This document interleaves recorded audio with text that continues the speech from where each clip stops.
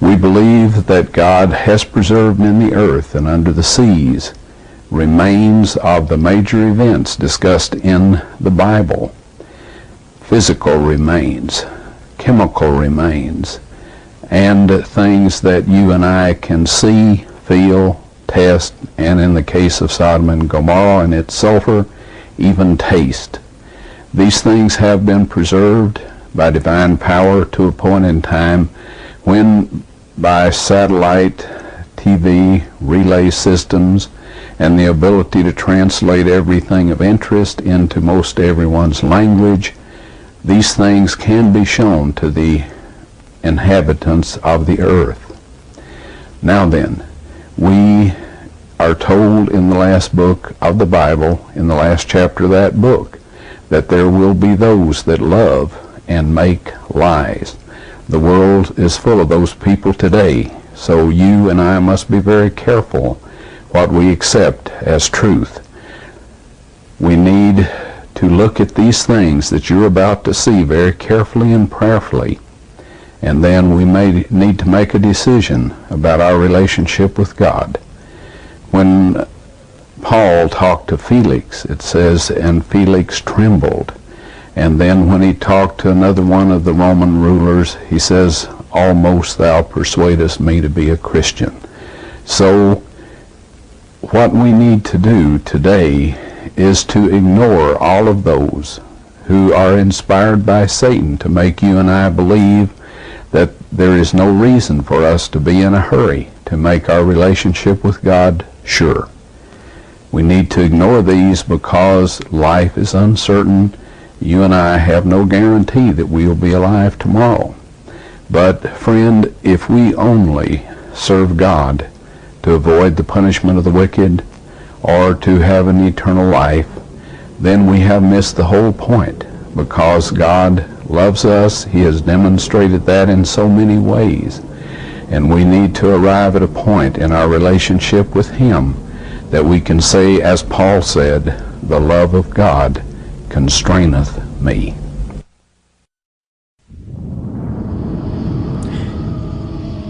At a time when many on this planet are in despair, and governments look for solutions to the great problems of mankind, a series of discoveries have been brought forward to encourage us that there is still hope for our world, that God has indeed interceded in human history in the past, and that at the proper time He will do so again.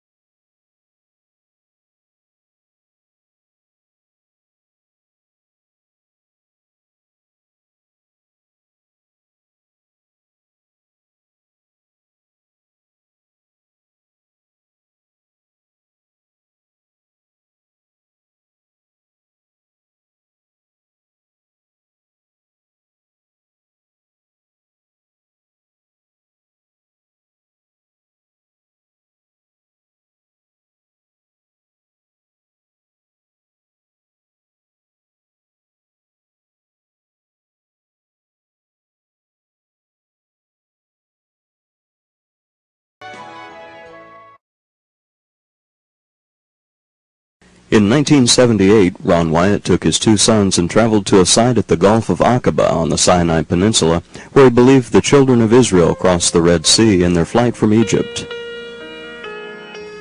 His belief was based on a close reading of the Exodus account in the Bible, as well as several non-biblical historical texts that indicated that the children of Israel traveled along a route leading toward the Promised Land until they turned south into a dried-up riverbed that led them to a beach at the Gulf of Aqaba. Following the biblical text, Ron and his sons traveled to the southern end of the beach at Nueva on the Gulf of Aqaba, where they found a Phoenician-style column lying on the beach, partially covered with sand. It looked similar to columns Ron had seen in Israel. If there were any inscriptions on the column, they'd been eroded away by the water. But in 1984, Ron found a similar column standing on the beach in Saudi Arabia opposite this site. After showing this column to the Saudi authorities, they removed it, and this marker was erected in its place. At the present time, we are unsure of its whereabouts. Inscriptions on this column were still intact. Ron was able to translate the words Mizraim, Death, Edom, Yahweh, Pharaoh, and Solomon. Based on this and the fact that history records that King Solomon had a fleet of ships in this area of the Red Sea, he believed that this column was erected by Solomon to commemorate God's miraculous deliverance of the children of Israel. Since the Sinai Peninsula was under Israeli control at this time, Ron showed the column to some Israeli soldiers who were building a patrol road near the beach. Soon after that, the Israelis moved the column up the hill and across the road and set it in concrete, where it remains until this day. While on their first dive at the site, they found a number of artifacts that were later shown to be coral-encrusted chariot parts such as these. They found numerous samples of these chariot remains, including 4, 6, and 8-spoked wheels. Since that first dive, other artifacts have been found at this site.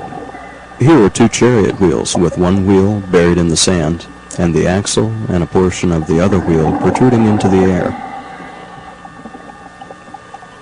Here is a 6-spoked wheel with one of the spokes broken off. These are the remains of an 8-spoked wheel. When these formations were scanned with a metal detector, they received positive readings for iron. In a number of places, they found broken pieces of coral that contained rust stains, including this piece of a chariot wheel spoke found by Jonathan Gray. Notice that the inner core clearly contains iron. Horse and human skeletal remains have also been found in the sand, as well as those covered with coral. But the most amazing find was this 4-spoked, gold-covered chariot wheel. Ron was able to video the find, but was not able to recover the piece, as the underlying wood or metal structure had disintegrated over the centuries, and had left only a thin shell. Any attempt to remove it would have destroyed the artifact. Therefore, Ron chose to leave the wheel in place.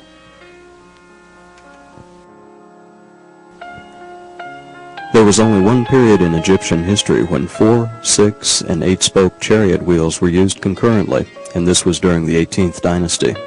This is the time period in which many scholars believe the Hebrew Exodus took place. There were 3 specific points that led Ron to believe this might be the site where the Red Sea crossing took place.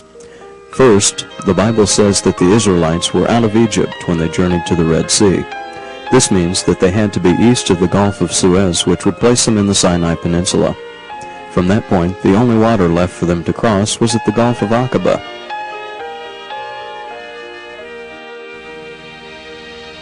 Second, there is only one place on the western shore of the Gulf of Aqaba that has a beach area large enough to hold the 2 to 3 million people that were traveling this route. It is the beach at Nuweiba, and it is so large that it can be easily seen in satellite photos.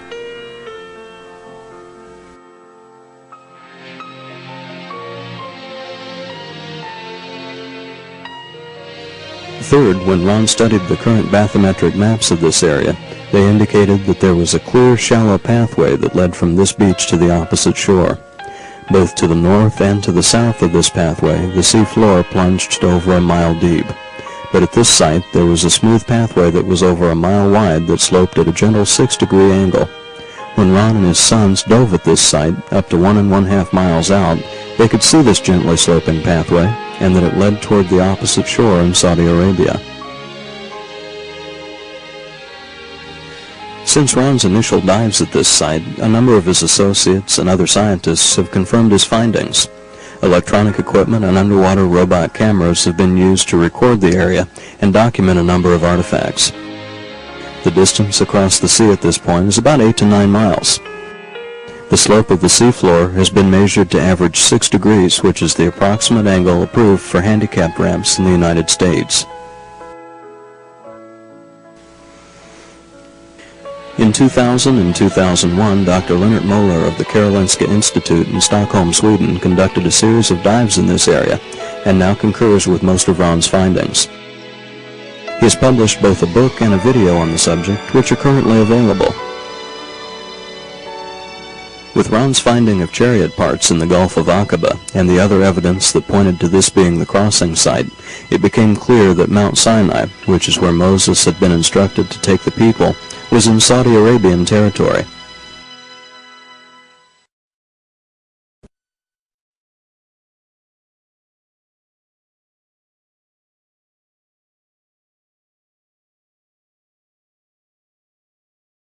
The late editor of the National Geographic magazine once stated, "If the Ark of Noah is ever discovered, it will be the greatest archaeological find in human history."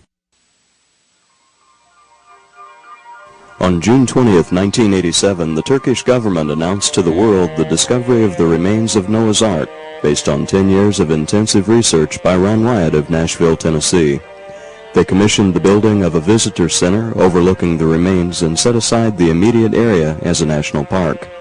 Ron was invited as the guest of honor at the dedication ceremony, which was attended by numerous Turkish government and military dignitaries.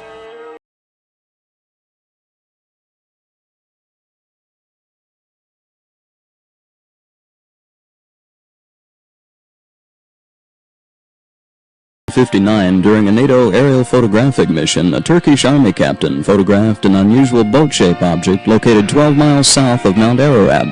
It appeared to be the approximate size of the biblical ark.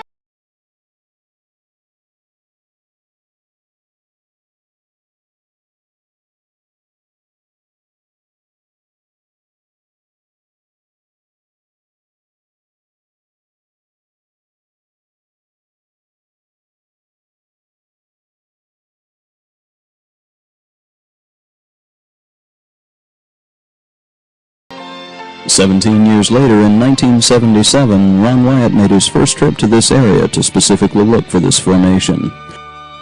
During that trip, he and his two sons not only found the boat-shaped formation, but also several huge drogue-style anchor stones that they believed were associated with the ark. These stones appeared to be aligned along the path the ark might have taken as it came to rest in this part of eastern Turkey. On these stones, he found several iconographic inscriptions which he believed represent the 8 survivors of the flood." Ron explains. Like all the other grave markers in this area, the Valley of the Eight, this marker once had 8 crosses. Now these are a beautiful representation of the ornate Byzantine cross dating back to approximately the 3rd century AD. The large cross representing Noah is especially ornate. The one representing his wife is quite a beautiful design. Now we have the matched pairing here, the eldest son and his wife. These crosses are of the ornate style. We have this cross here that represents one of the sons beyond the first son, and it matches with this one. Up here we have the representation of the other son, but the representation, or the cross representing his wife, is missing and apparently got broken away over the years.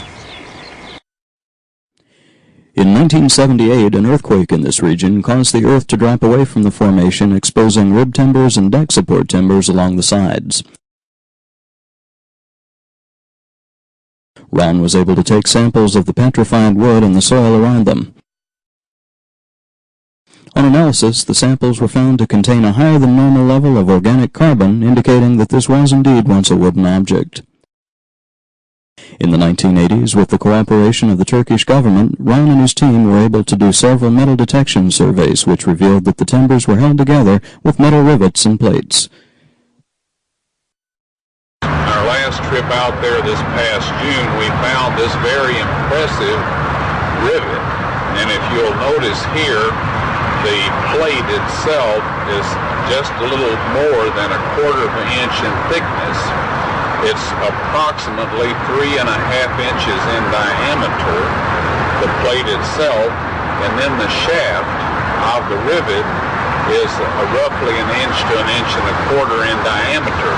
And if you'll notice here, it was struck while it was hot and flared out the end of the shaft so that it would not slide back through the hole in this washer.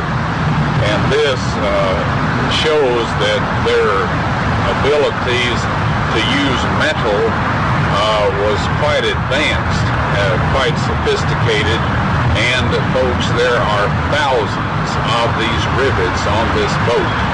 In fact, at every joint where the wooden structures are held together, they're held together by large metal plates which are predominantly iron, and then these rivets. Ground-penetrating radar scans of the formation revealed a huge man-made structure beneath the surface of the formation, which included keels, decks, bulkheads, and all the other parts of an ancient boat. It was during one of these scans that Ron located just below the surface what ended up to be a large piece of a petrified deck timber. On examination, it was seen that it was laminated. That is, it was made up of 3 separate layers of wood, as you can see in this view.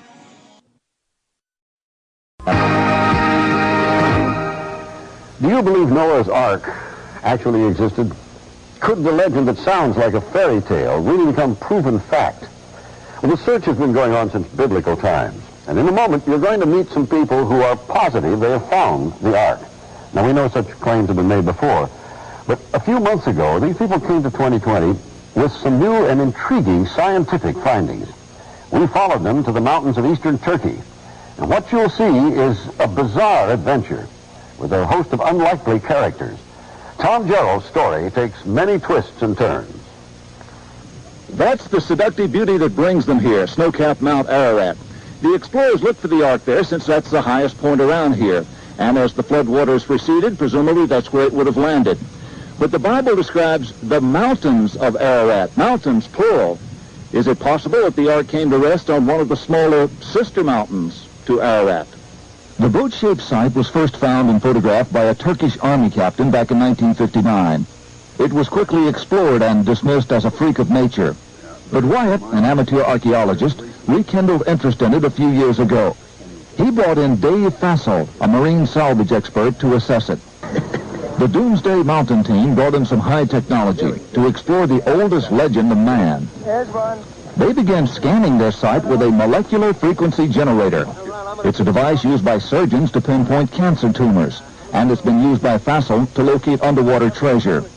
This time, the molecular frequency generator began to pick up a unique pattern of iron lines beneath the earth. Okay, bring that one up. They began placing ribbons along those lines. The finished shape, outlined by the ribbons, was that of a huge ship, the approximate length and width of Noah's Ark, as described in the Bible. The fascinating field of ribbons soon attracted higher academic interest. That looks like iron. Okay. Dr. John Baumgartner, a physicist with Los Alamos Laboratories, sent samples back to the lab for analysis and confirmed that the metal they were tracing with the ribbons was indeed iron. With the width and the length known, the only remaining question was depth. By locating the depth of the hull, they could determine if the boat-shaped object had the cargo capacity described in the biblical Ark. To resolve this final issue, Wyatt and Fassel brought geologist Tom Finner to Turkey with his company's heavy-duty subsurface radar equipment. Gear like this located the black box cockpit recorder on the floor of the frozen Potomac River after the Air Florida crash. Suppose this rock were a foot or 2 feet underground. Would it give you a reading as to where that was? Could you locate it? Yes, we could. Is it possible that there will be a moment at which you'll say, this is a man-made object? The symmetry of the feature suggests it's a boat. I hope to prove that the underground structure is in fact that of a boat. It was here, several miles short of the boat-shaped site, that a waiting game began for Finner and the others. The party needed a final go-ahead from the Turkish government to complete their probe of Doomsday Mountain. Anyway, we're going to hang in like smell on a skunk till we have and lay up. Get this done. And then like the smell on a skunk. The Turkish government stopped the exploration. What now? Since we were there, Barbara, things have cooled down, and they've sent their own team of scientists in to take a look at this site. It's a very fascinating location. In August 1985, he receives the necessary permits and clearance to perform the radar examinations. At long last, they perform the scan, and the results are stunning. Before their very eyes, the machine tells the story of what lies beneath the surface of the object.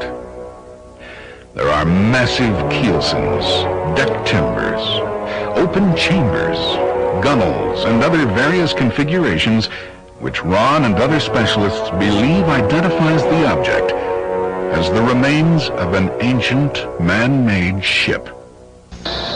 Indeed, there is something beneath that rock besides rock. A radar device developed by Geophysical Survey Systems in Hudson was used on the mountain. The device, called SIR, is used by energy exploration companies to analyze what's below the Earth's surface.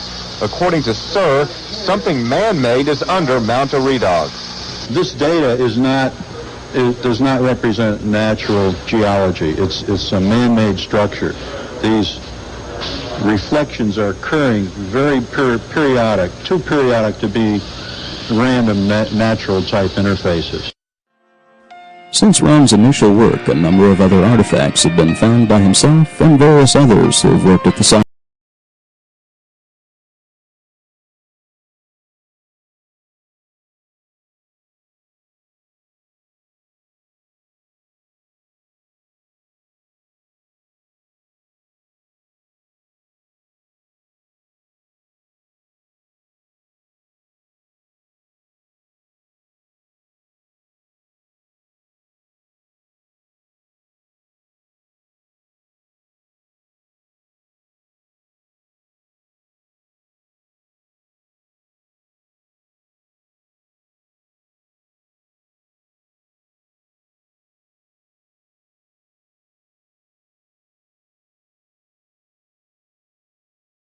In 1998, while surveying the site with other scientists, Dr. William Shea of the Biblical Research Institute found a pottery shard about 10 meters from the western side of the formation.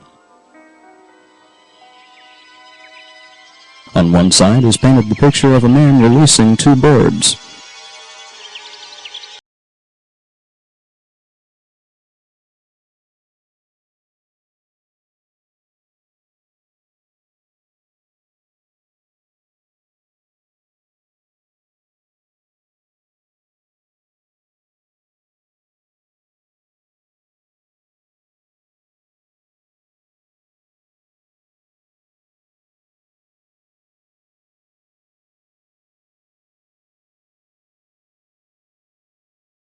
Actually have found is physical evidence that this is a boat.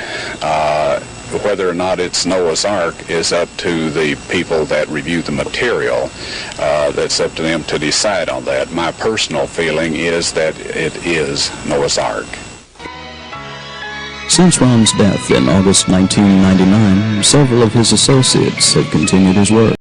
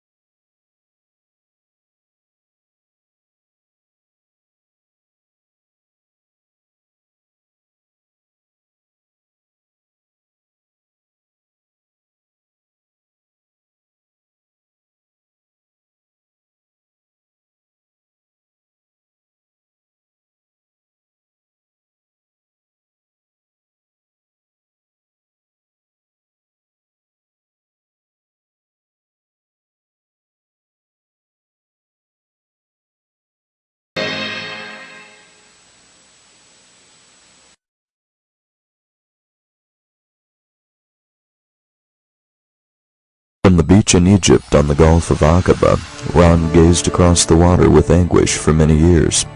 Based on his finding of chariot remains at Nuweiba, he knew in 1978 that Mount Sinai was in Saudi Arabia. Mount Sinai, the place where the law of God was given, written by God's own finger on tables of stone. After viewing maps of this part of Saudi Arabia, Ron felt that a mountain named Jabal al-Lawz was the most likely candidate to be the true Mount Sinai. Over the next 5 years, Ron applied for a visa to enter Saudi Arabia, but was turned down time and time again. Finally, in 1984, Ron and his 2 sons traveled to Jordan, slipped across the Saudi border, and traveled to the site to search for evidence. They found the mountain along with numerous pieces of evidence indicating that Ron's belief was accurate. Jebel al-Lawz was the mountain of God mentioned in the book of Exodus. They took video and photographs of this evidence and prepared to leave Saudi through Jordan the same way they entered. But just short of the border, they were spotted by Saudi authorities and arrested. It took 78 days for them to convince the Saudis that they were just American explorers and not Israeli spies. They were then released, but all of their film and videotape was confiscated. 3 weary Americans came home Monday night. Ronald Wyatt and his sons Daniel and Ronald Jr. returned to Nashville at the end of an amateur archaeology expedition that landed them in a Saudi Arabian jail. They entered Saudi Arabia illegally, searching for the site of the biblical Mount Sinai. Ronald Wyatt and his sons are with us in the studios of our Nashville affiliate WTVF to tell us all about it. Gentlemen, good morning. Morning. Mr. Wyatt, you there in the middle, and your sons on either side. Why did you, I didn't know that Mount Sinai was in Saudi Arabian territory. Why did you think it was? We found some chariot parts that looked like the chariots found in King Tut's tomb in the Gulf of Aqaba, west of this Jebel al-Lawz. We found these at depths from 60 feet out to 200 feet and over a stretch of about 1.5 miles. And we believe that that was the crossing site. And so in the biblical narrative, they arrived at Mount Sinai after crossing the Red Sea. The language in the Bible indicates that they stayed in a mountain, enclosed in a mountain. So an aerial map showed that this Jebel al-Lawz had a large valley enclosed in the rim of an ancient volcano. There's about 5,000 acres in there. We felt this was the place.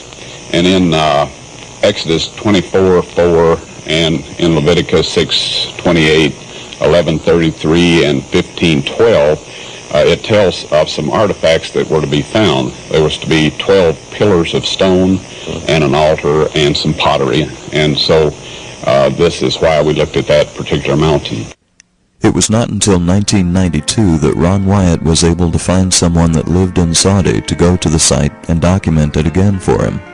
Now we can see this majestic mountain where God's own presence rested, Jebel al-Lawz in northwest Saudi Arabia.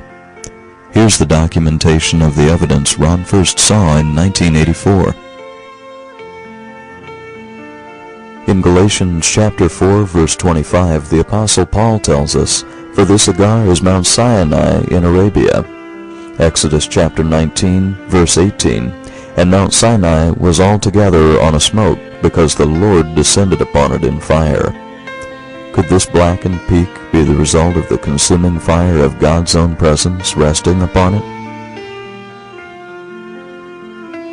In 1 Kings chapter 19, verses 8 and 9, we read how Elijah came to Horeb, that is Mount Sinai, and went into a cave. Here we see a very large cave just below the solitary tree, which is several hundred feet below the blackened peak. As we view the precinct, the area at the foot of the mountain, we can see a large fence and a guardhouse which was erected immediately after Ron showed this site to a Saudi archaeologist in 1985. This fence follows along the lines of the remains of boundary markers which God directed Moses to erect. The sign by the guardhouse states that this is an archaeological site passed by royal decree and that it is unlawful to trespass subject to penalty. As we pan to the left, here we can see where the fence ends on the other side.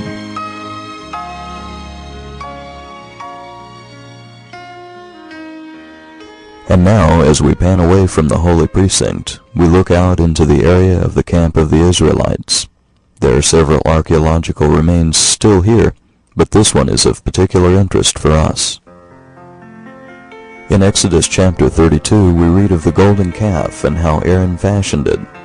Verse 5 says, "And when Aaron saw it, he built an altar before it, and Aaron made proclamation and said, "Tomorrow is a feast to the Lord." There is little doubt that these are the remains of that very altar that Aaron built to the golden calf. When the Saudi archaeologist from Riyadh University, who went there with Ron in 1985, saw this, he was very excited. The 12 petroglyphs of cows and bulls captured his interest because they are found nowhere else in Saudi Arabia. The style of their horns and bodies is distinctly ancient Egyptian, the same style found in the temples and tombs of ancient Egypt. Unable to enter the holy precinct from the front and climb upon Mount Sinai, we now approach it from the back side. Climbing the mountain here, we soon find ourselves on top of a large, sheltered plateau. Here we have a better view of the blackened peak. Panning the area, we find it can easily be large enough to accommodate the 70 elders who accompanied Moses up into the mountain at one point in time. And just ahead, over that ledge, lies the holy precinct. Looking down, we see the fence, which follows along the bounds set by Moses, and just beyond that fence is a part of the camp of the Israelites. Zooming in closer to the holy precinct, we can see the remains of an ancient foundation. Could this be part of the remains of the altar God instructed Moses to build? Exodus chapter 20, verse 25 says, "And if thou wilt make me an altar of stone, thou shalt not build it of hewn stone."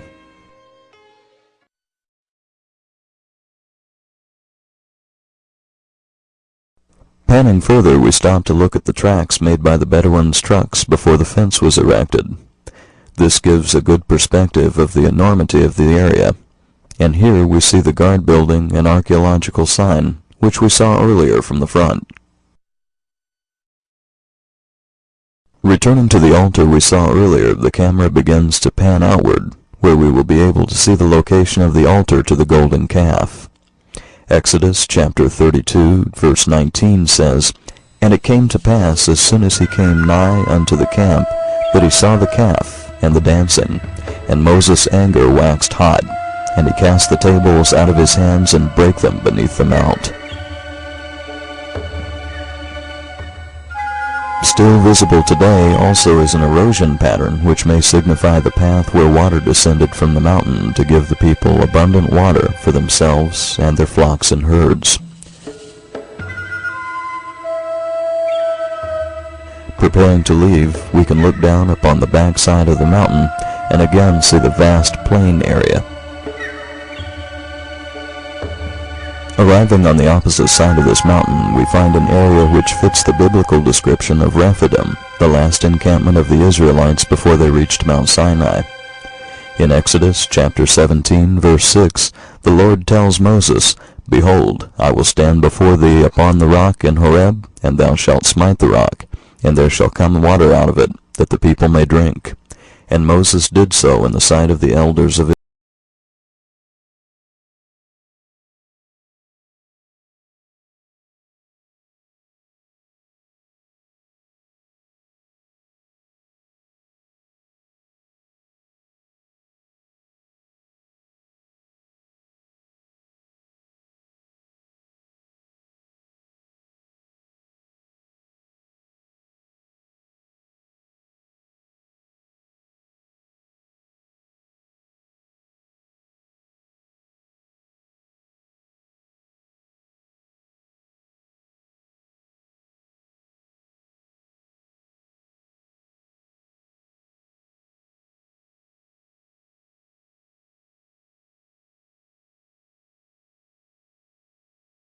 Panning outward, we can see these channels continue out into the plain. After the battle, when Israel had defeated the Amalekites, the Bible tells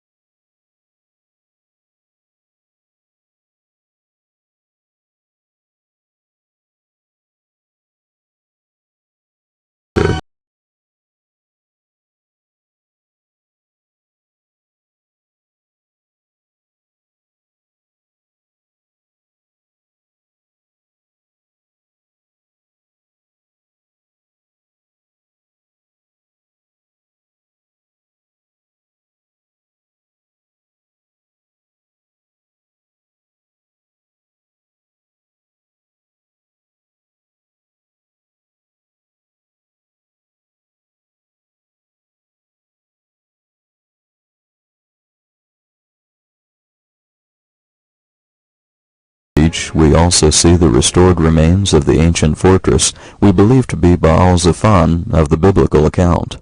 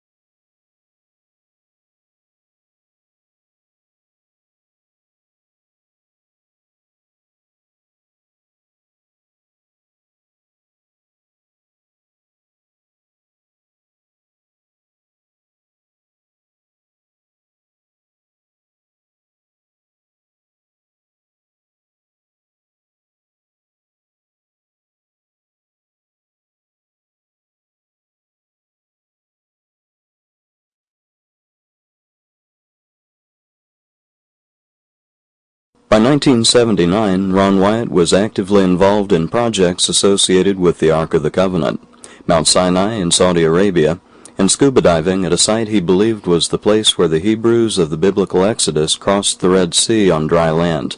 To get to this diving site, he would fly into the airport in Israel and travel by car along the Dead Sea Coast Road down to the Red Sea coast. Over the next 10 years, Ron traveled up and down this road numerous times, but in 1989 he was suddenly impressed to stop and examine some odd-shaped, whitish formations along the western shore of the Dead Sea. Despite having driven past these sites all these years, he now noticed that they looked like the shapes of city walls and buildings. Could these be the remains of Sodom and Gomorrah? On examination, he found that the material which made up these formations was soft and would crumble in your hands, as you can see here. Ron took samples and then went on to his original destination. The next year, in August 1990, he returned to more closely inspect these areas. He soon discovered that there were 5 sites in this area that were separate and distinct from each other. Their locations stretched north to south, from a few miles north of the Dead Sea, down the western coast to the southern end of the shoreline. The Bible tells us in Genesis 19 that God destroyed the cities of the plain with brimstone and fire, which is sulfur. Upon examination, there was found to be all the aspects of an ancient city. However, everything was in the form of ash. This ash was made up of calcium carbonate and calcium sulfate. Since the predominant stone in this area is limestone-based, this is exactly what you would expect to find if limestone was burned in the presence of sulfur.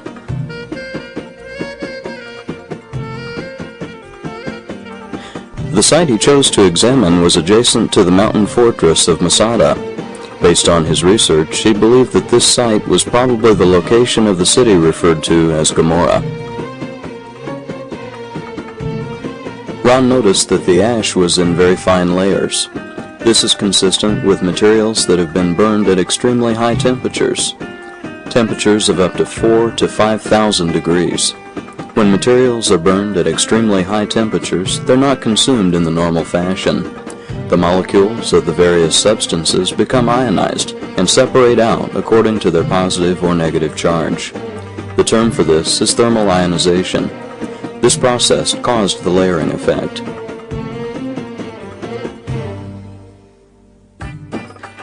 Most of the formations Ron saw were unrecognizable, as they had collapsed in upon themselves over the centuries, but the solid structures, such as walls, statues, and worship symbols, were in a remarkably good state of preservation. Ron was able to locate the outer wall of the city and following this, he soon found himself looking into the main part of Gomorrah. But before he entered in, he noticed on a high prominence, about 100 meters from what appeared to be the gate of the city, an amazingly distinct formation.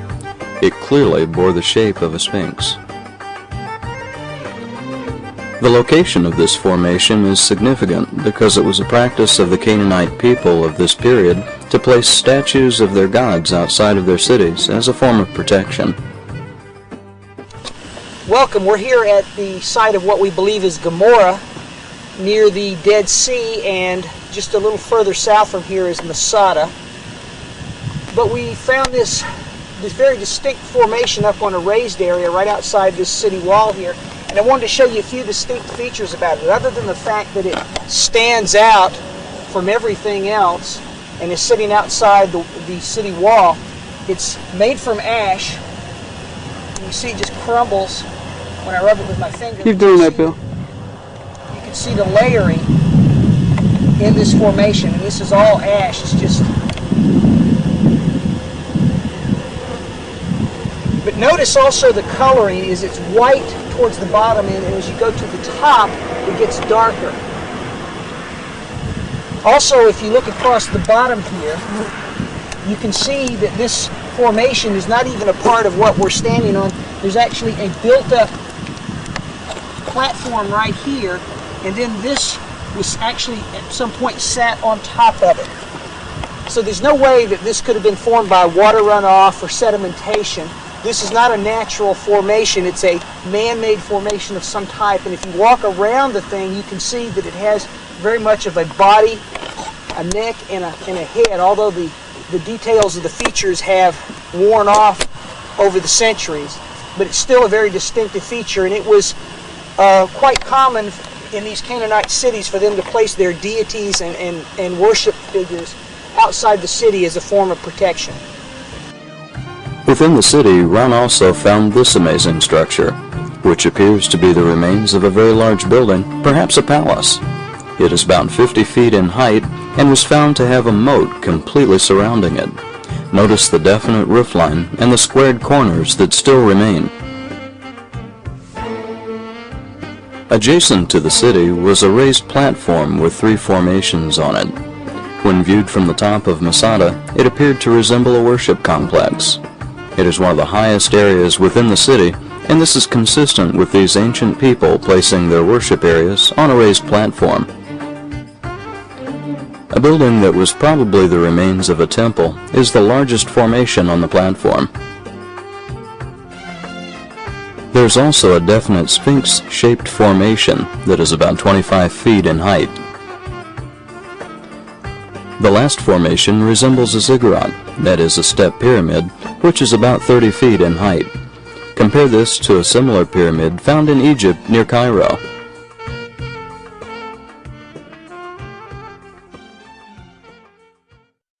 Okay, what we're looking at is we're at this area in what we believe is Gomorrah, and we found this ashen remains of some kind of building. We're not sure what it is, and we were wondering how we could prove that it was a building. Here we see 2 stones. 99% of this is ash, but we found these 2 stones that have been burnt and have probably fallen from a higher part of this building. And this proves that at one point this building was made from stone. Now the way you can tell it's burnt is if you look right here, when this stone fell, it chipped or broke. And here you can see a burn ring right here in the stone. And here you see the lighter actual color of the rock before it was burned, because this was broken off and wasn't burned. So here we see more evidence of the fact that this building was once made of stone, but now is ash, and that it was burnt at very high temperatures. While searching for conclusive proof that would convince others that these were the remains of the cities of the plain, Ron began to find round balls of a yellow material within the ash that had the smell of sulfur. Could this be the brimstone mentioned in the Bible story? He found this sulfur everywhere and collected numerous samples. Once back in the United States, Ron took these samples to Galbraith Labs in Knoxville, Tennessee. It was found that this material was not only sulfur, but it was quite unique.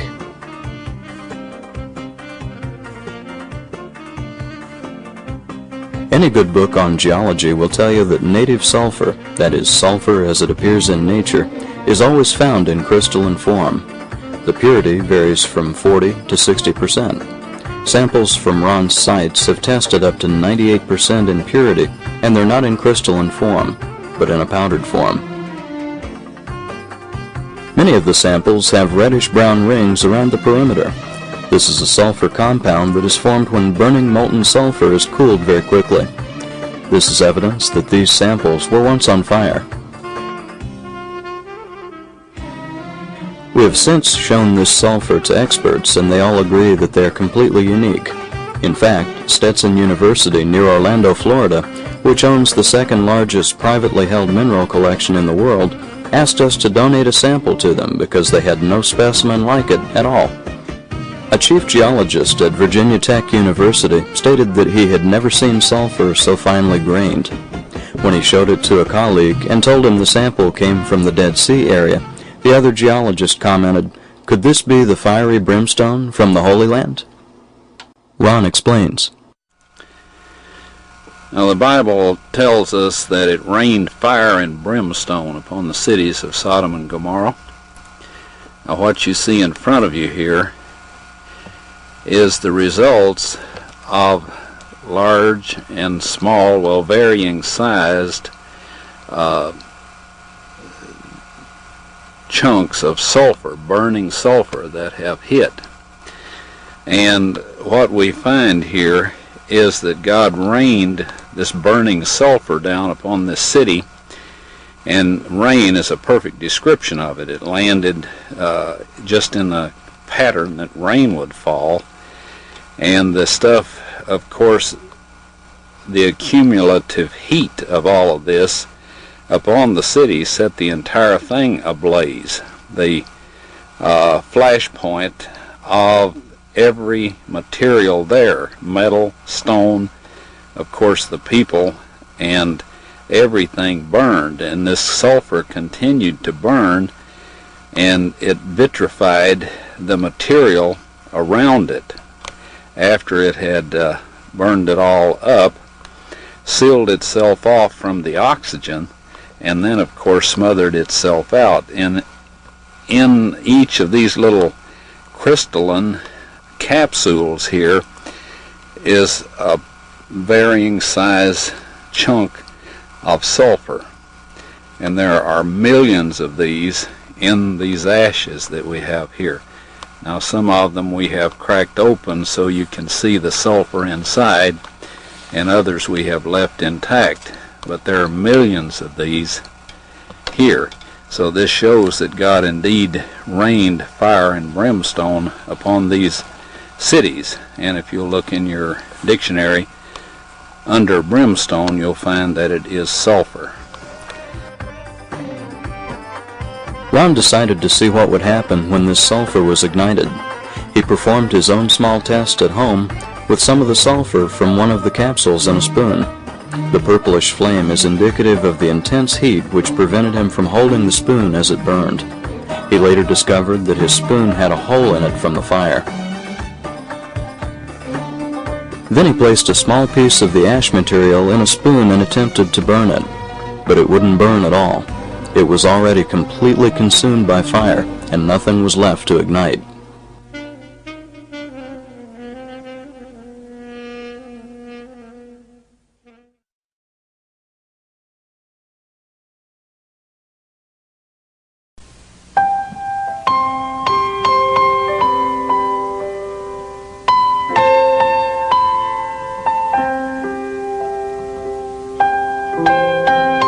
In 1978, while in Jerusalem, Ron Wyatt was walking outside the Old City near Calvary Escarpment when he met a man who worked with the Israeli Department of Antiquities. As they walked along discussing Roman antiquities, Ron had an experience that had never happened to him before. His left hand suddenly moved out from his side and pointed to a spot at the base of the escarpment wall. As this happened, he found himself saying, "That's Jeremiah's grotto, and the Ark of the Covenant is in there." Up until this point, Ron had never thought about finding the Ark of the Covenant. He had never researched the subject, much less thought about the possibility of excavating for it. As his mind was reeling, considering the possibility, he was astonished to hear his companion say, "That's wonderful. We'll not only furnish you the permit, we'll put you up in a place to stay, have your laundry done, and furnish your meals." But Ron was perplexed. The only reason he was in Jerusalem was because he had gotten severely sunburned while diving for chariot parts in the Red Sea, and had come back to wait his flight back home. He explained to the man from the Antiquities Department that he was due back at work, so he would have to go home and return later. That would give him time to do some research to figure out whether or not the Ark of the Covenant could even be in that location. Beginning that next year, Ron came back time and time again with his sons, Danny and Ronnie, and dug throughout the cave system under the Calvary Escarpment, having little idea where he was even supposed to look. As they excavated down the escarpment wall in the area where his hand had pointed, they uncovered 3 cutouts in the cliff face that were consistent with cutouts used by the Romans to hold signs, a rough equivalent to our billboard signs today. The signs detailed the crimes for which the criminals were being executed.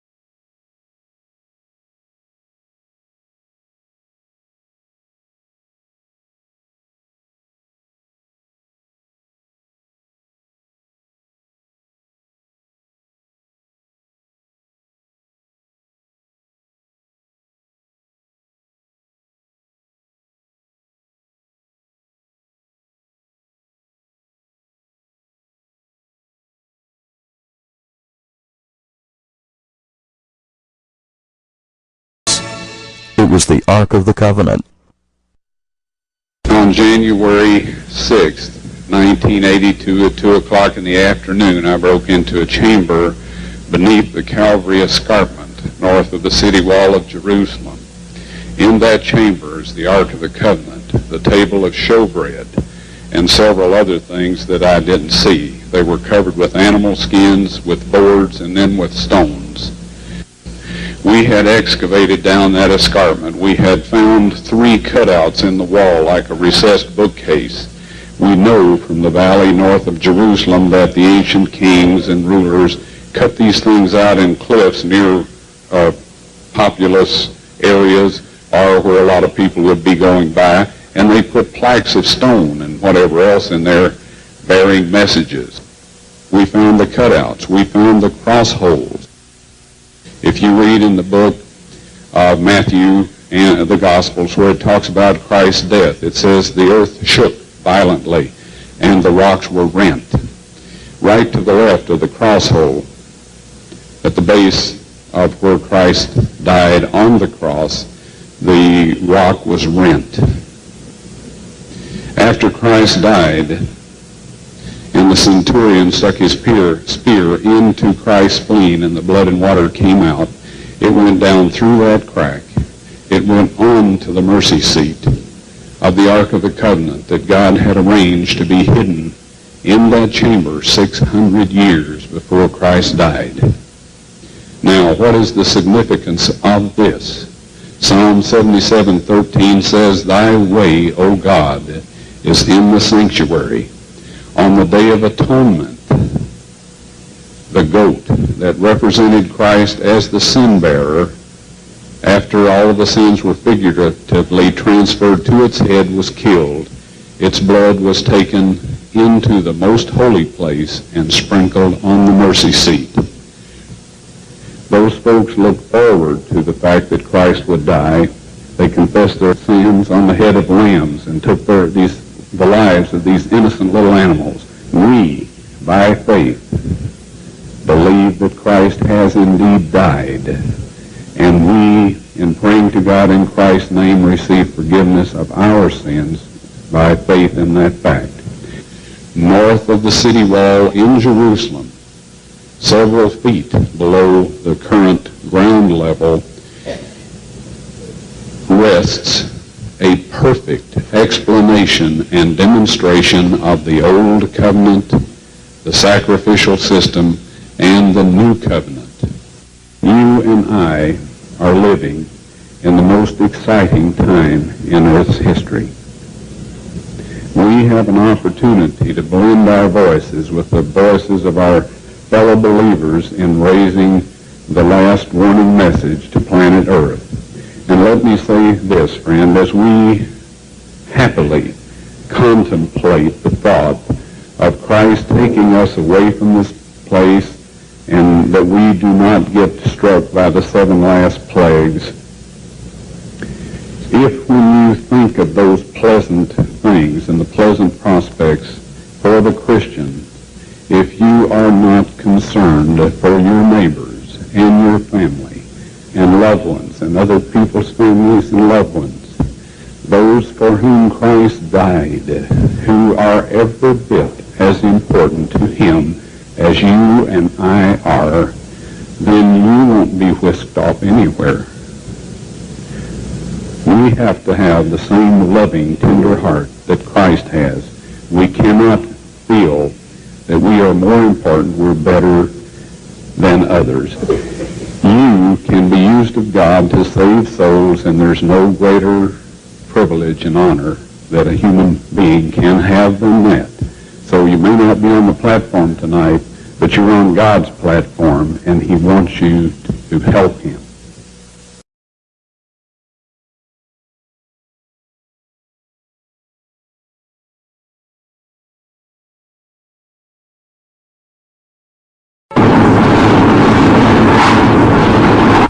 In June of 2000, Jerry Bowen and I traveled to eastern Turkey with the expressed intent of exploring and documenting the landing site of Noah's Ark and the artifacts that we believe are associated with it. The remains of Noah's Ark are found exactly where the Bible tells us that they would be located, upon the mountains of Ararat. That location is 12 miles south of the world-famous Mount Ararat, about 5 kilometers off the main road in a mud flow just below the Kurdish village of Uzungeli.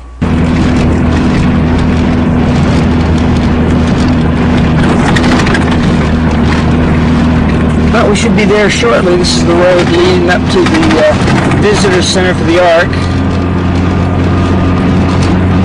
From the Visitor Center that the Turkish government built for the site in 1987, you can get a good view of the Ark.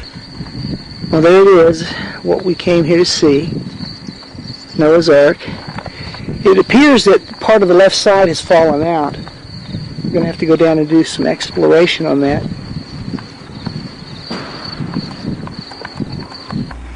From this vantage point, you can see several of the features of the formation, such as some of the exposed rib timbers that have eroded out over the years. Here is a closer view. Here is another set of exposed rib timbers on the opposite side. One of the tests we performed at the Ark site was a metal detection survey. This was done by Ron Wyatt's team in the 1980s and showed a distinct pattern of metal rivets that were used to hold the beams of the ark together. In 1991, Ron found one of these rivets that had fallen out of the formation. It contained a high iron content along with several other metals.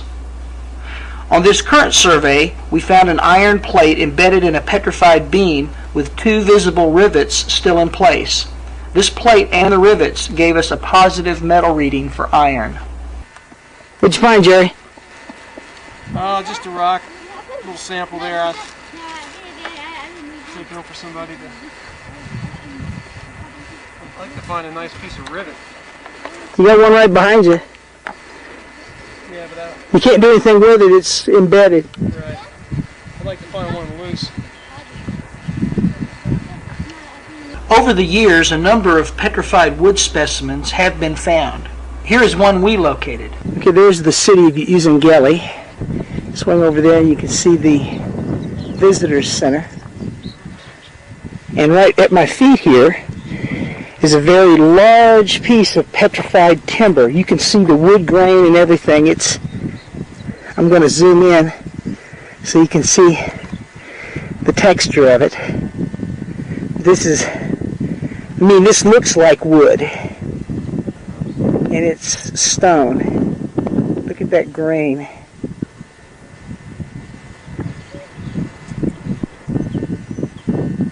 Back off a little bit here. It's coming right out of here where I'm right by the limestone outcropping. See that? Something. That's petrified wood. Yeah. I mean, look at the grain in that thing.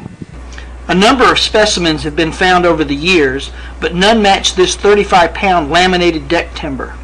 It was found by Ron in 1987 after spotting it with ground-penetrating radar. More specimens like this can be recovered if we are allowed to perform a limited excavation. One of the most unusual items we came across was this large specimen that appears to be a gigantic piece of petrified bark. It also has carved on it an 8-cross iconographic representation of Noah, his wife, their 3 sons, and their wives, the 8 survivors of the flood. This is a piece of petrified tree bark, or at least that's what it appears to be, right near Saglik Suyu. You can see the grain in it. It's rather impressive. Just like tree bark on a regular tree. That's right. Listen, go see if you can point out some of the crosses. Looks like the big one is right here. Okay, speak up because of the wind. It looks like the big one's right here in the middle. And we got one here. And one corresponding on the other side. Right. Yeah, and there's one right down there too. And another one over here. There's one further down on your left, close to you. Further down left. It's hard to see from the lichen growing up in the orange. Lichen here? No, it's down. Put your hand on it right there. Down a little bit. No, down towards. No, the other way. This way. Yeah, right in that area. Yeah, I think that's it. Probably the best known and recognized artifacts that are associated with Noah's Ark are these large drogue anchor stones. They were most likely used to stabilize the ark in the rough waters of the deluge. Almost everyone recognizes this monster, which has been photographed hundreds of times over the last 15 years. It is 8 feet tall and is estimated to weigh 3 to 4 tons. While having the iconographic of Noah and his family, it also has carved into it 2 signs of Nimrod when he was still alive. These anchor stones, 13 in all, are scattered throughout the area around the village of Kasan. Here are some clips of Jerry and I examining a few of them.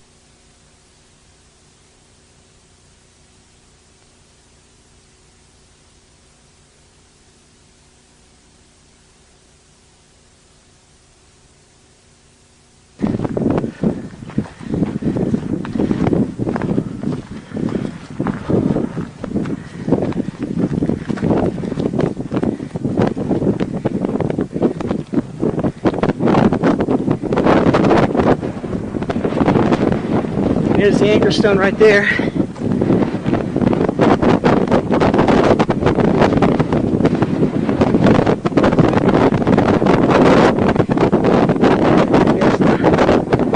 part of the hole at the top is broken off.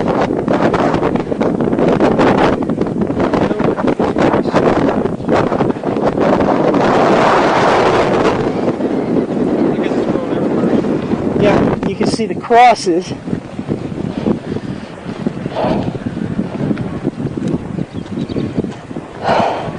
One, 2, 3, 4, 5, 6, 7, 8. So you got.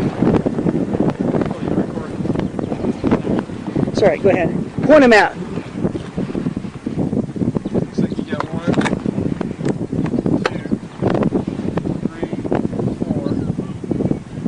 4, 5, 6, 7. And the big one in the middle is 8.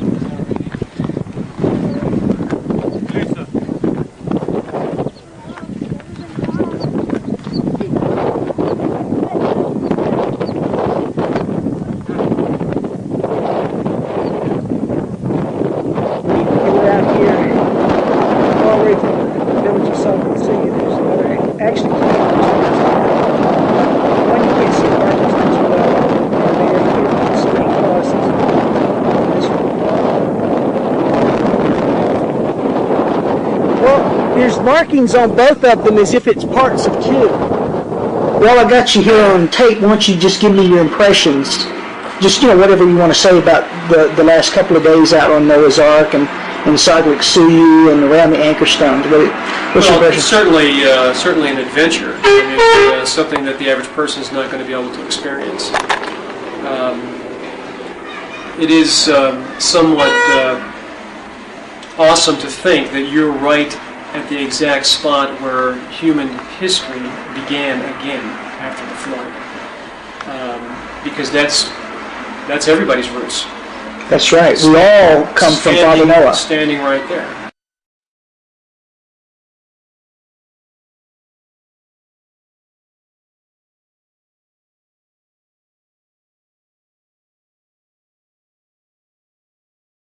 From a few days ago. Are you videotaping this? I am now. Okay, good. Okay, what this is it's a stalactite, which is approximately 11 to 12 inches long. And this was the stalactite that was hanging down in front of the chamber, or the entrance into the chamber where Ron first entered and found the Ark of the Covenant. And he broke it off, and you can see where it's broken right here. If you can get that in the proper light. You can see where it's broken off. He broke that off so that the little air boy that was with him could get into the chamber. And of course, I believe later, if I remember the story correctly, he had to enlarge the hole a little bit so he could get in. But this is the stalactite from that cave. Now tell us what this is. Let me put this away. The seal stone that was in the cross hole that we believe held the cross of Christ. And they used these seal stones to plug the hole when it wasn't being used, so that in between uses it was up with debris and everything, because then you couldn't get anything in it. And a 12-inch square hole would be very difficult to dig the debris and everything out. It was approximately about 2.5 feet deep. I think it was 28 inches, something like that. Do you know which way up it went? Was it this way up or this way up? I believe it was like this, and the reason I say that is because you can see the seepage here. It's kind of a concretion where it was sitting like this in the moisture on the bottom. Okay. But that's just a speculation on my part. I believe it was like this. Okay. And it's approximately 12 inches by 13 inches. It's not quite square. It's a little bit longer this way than it is that way. And that fit securely in the hole so that the in fact, on the video, you can see it sitting in the hole. Okay. I believe in one of the video shots. So the upright beam for the cross, that's about the rough dimensions it would have been. Would have been approximately, probably about 12 by 12. Okay. This is deck timber that was taken from near the back of Noah's Ark. Ron found this on the radar scan, and they dug it up. It's been tested. It contains organic carbon, which is consistent with what you find in petrified wood. Now, one of the unique things about this, if we can get it in the light just right, this is actually a piece of deck board that's been laminated. There are 3 separate layers. You can see one right here. It's a larger center section, and it's a little darker in color, and then a bottom section here. 3 different layers. This area right here appears to be a silica replacement of the glue that was used to glue these boards or laminate these boards together, and some of it has seeped out the side. Now, another interesting feature of this deck board is nails. Oh, okay. Nail heads. There's one right here. Let me get it into the light and see it a little bit better. And you can experiment with your camera angle. There's one here. And there's 1, 2, 3 in a row right here. Some of them are hard to see because they tend to blend in. So Ron gave you this? Yeah. And this is from Noah's Ark? It is from Noah's Ark. My shoes in the car. It's part of an old boat, probably the oldest on the planet. Some of it up out here, but he wanted all these period machines here. So therefore there they are. This first one is a human thumb bone, and it's been identified by radiologists as the second bone of the thumb, this bone right here.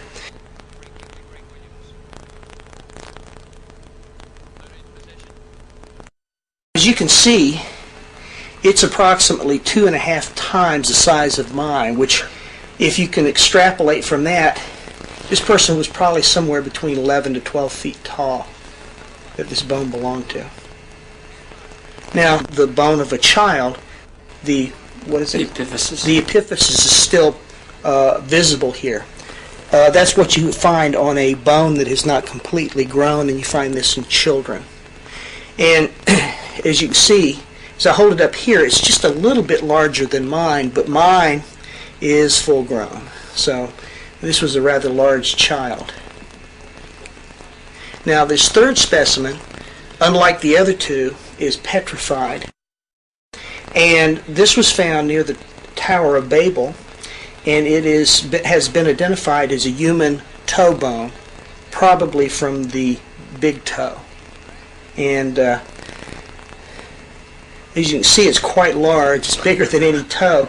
This would just be one of 2 bones in the toe, so you're talking about a toe that's probably 6 to 7 inches long.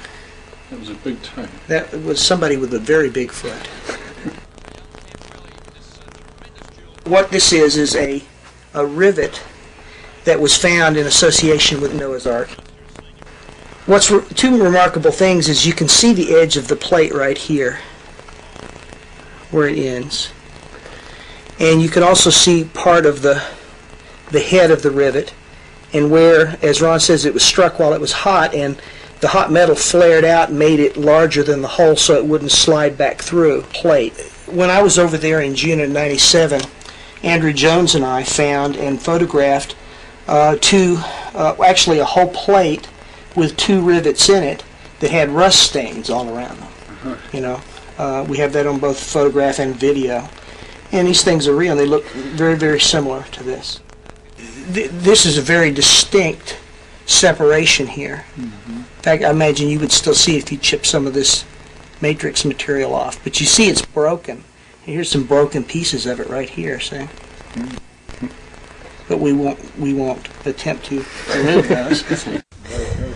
Okay, this stone that you're looking at here that to me resembles a piece of petrified tree bark. We're told by the locals that it's totally unique. There's nothing else like it in the area. And sometime in antiquity, we don't know how long ago, someone placed 8 crosses on this. We've marked several of them here in white.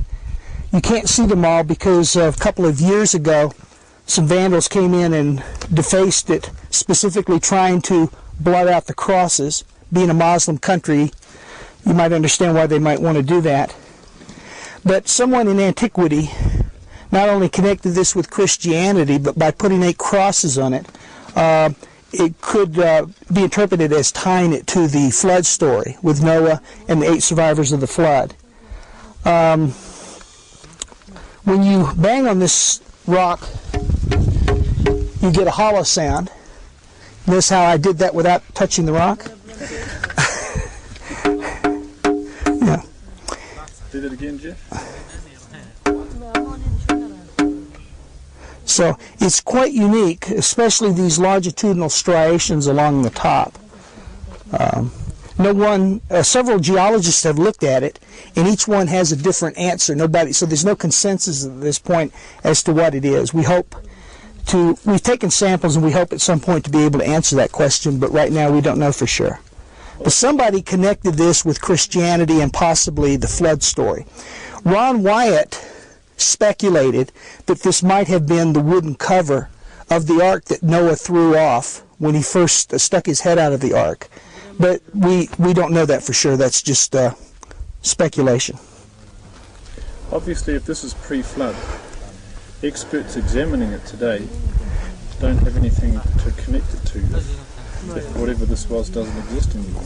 Well, one thing that Sally Baraktan of Ataturk University said is that this rock is totally out of place. It would be like finding an orange tree in Siberia. It doesn't belong here. It's nothing like it in the area. So, if that's true, then that would tend to suggest that this was brought here from somewhere else. And from the size of it, it's 2.5 to 3 meters long, and about a foot of it was broken off a couple of years ago by the Vandals. You would need a truck.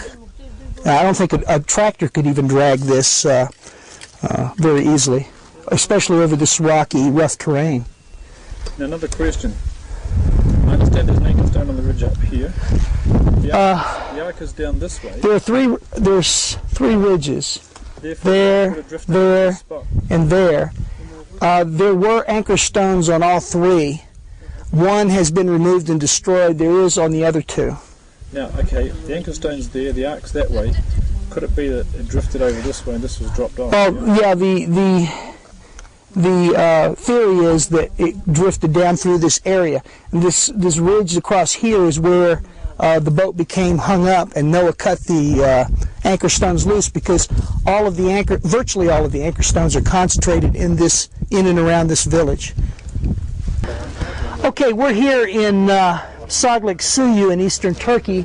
And this is the village that most of the anchor stones are found in or concentrated around.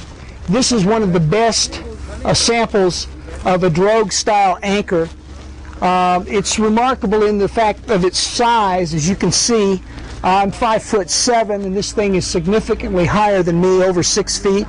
Plus, there's probably a couple of feet in the ground to stabilize it. There's the iconographic representation of Noah and his family, and that are put here by probably Byzantine Christians, and then later on other people just copying put other crosses on as well. So there's 18 crosses plus 2, one here, one over here, signs of Nimrod. Now, some of the critics have said that these are simply Armenian Khachkars, but this is not like an Armenian Khachkar in a number of ways. First of all, Armenian Khachkars are never this large.